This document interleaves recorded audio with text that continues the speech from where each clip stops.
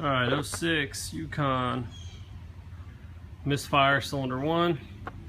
Coil check's good, injector check good. Compression test showed 10 pounds on the cylinder. Now cylinder leak down is about 100 and I'm sorry, we got about 95 pounds in there, but it is leaking through the intake valve.